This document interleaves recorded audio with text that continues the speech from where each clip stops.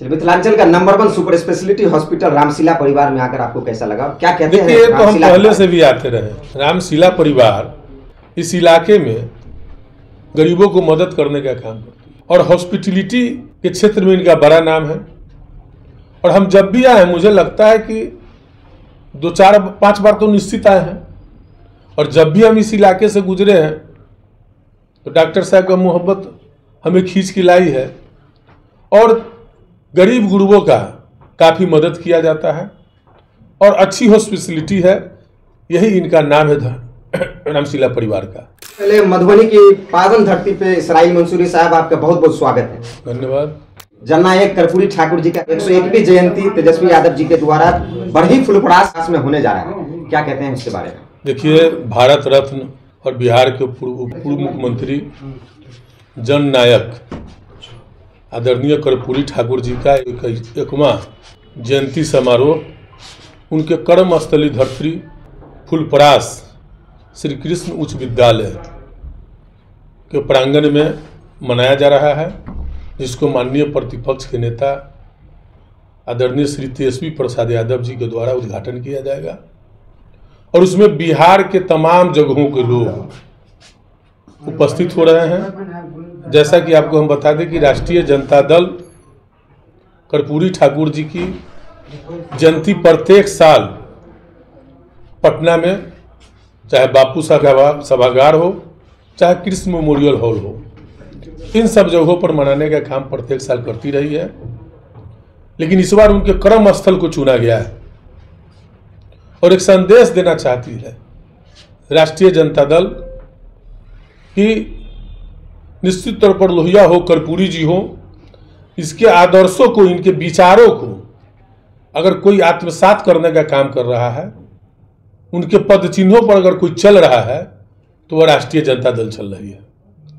उसी परिप्रेक्ष्य में आज हम यहाँ आए हैं और तमाम इलाकों में घूम करके लोगों से अपील कर रहे हैं कि जननायक कर्पूरी ठाकुर जी के जयंती समय आए और हम लोगों के आदरणीय प्रतिपक्ष के नेता श्री तेजस्वी प्रसाद यादव जी को सुने और आगामी चुनाव में जो उनका वादा हो रहा है बिहार की जनता के साथ, चूंकि आपने देखा है कि 2020 में आदरणीय तेजस्वी प्रसाद यादव जी जो बोले, जनता भी उनको मैंडेट देने का काम किया।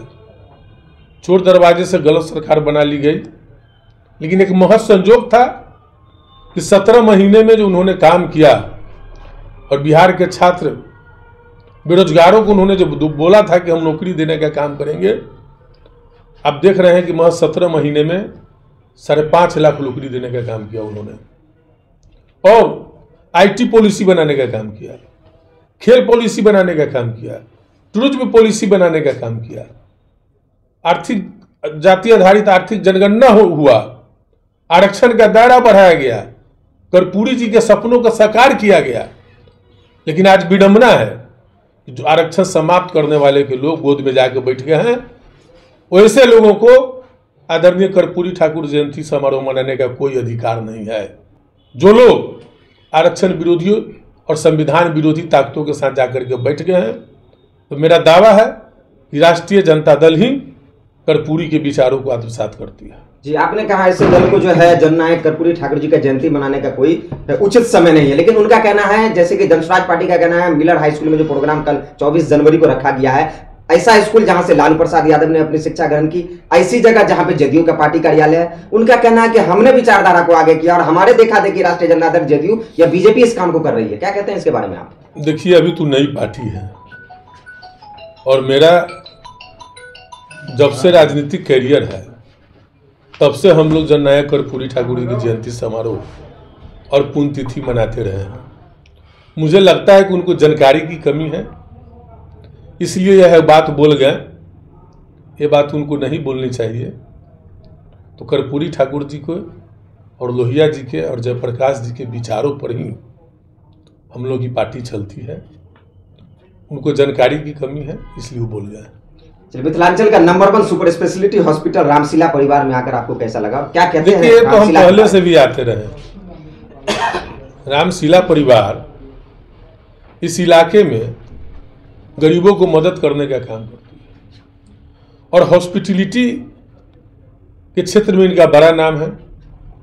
और हम जब भी आए हैं मुझे लगता है कि 2-4-5 बार तो निश्चित आए हैं, और जब भी हम इस इलाके से गुजरे हैं तो डॉक्टर साहब का मोहब्बत हमें खींच के लाई है और गरीब गुरबों का काफ़ी मदद किया जाता है और अच्छी हॉस्पिटलिटी है रामशिला परिवार का। क्या लग रहा है फुलपरास की धरती से राजद द्वारा जो है 2025 विधानसभा का बिगुल फूंक दिया जाएगा? निश्चित तौर पर कर्पूरी जी के कर्मभूमि से राष्ट्रीय जनता दल परिवार और आने वाले 2025 के जो चुनाव होने वाला है उसमें इन्होंने जो कार्यक्रम तय किया, हम लोग के नेता माई बहन मान योजना के तहत तमाम महिलाओं को 2500 रुपया प्रति माह दिया जाएगा ताकि महिलाएं सशक्त हो और समाज के मुख्य धारा से जुड़ सके। दिव्यांग, विधवा, विकलांग, वृद्धा पेंशनधारियों को 400 रुपया का बजाय 1500 रुपया प्रति माह राष्ट्रीय जनता दल की सरकार बनेगी तो कर दिया जाएगा और तमाम लोगों को 200 यूनिट बिजली फ्री कर दी जाएगी। जनसुराज के आने के बाद क्या विधानसभा चुनाव पे असर पड़ेगा भारत को? ऐसा कहीं बहुत सारी पार्टी है। आप देखते होंगे कि विधानसभा के चुनाव में दर्जनों 2 दर्जन उम्मीदवार खड़े होती है, विभिन्न पार्टियों से होते हैं, निर्दलीय भी होते हैं, लेकिन बिहार की धरती पर किसी पार्टी को लड़ना होगा तो राष्ट्रीय जनता दल से लड़ना होगा। बहुत बहुत शुक्रिया।